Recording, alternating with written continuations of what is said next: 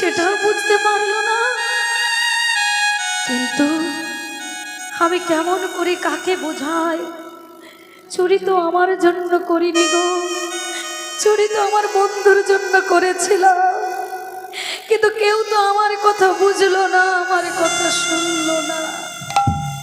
তাই নয়ন জলে বুক ভাসে কাঁদছেন আর বলছেন, আমি কি করে বোঝাই বলো না,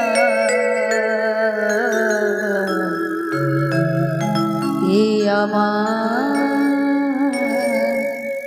ভুল নয়। আমি কি করে বোঝাই বলো না,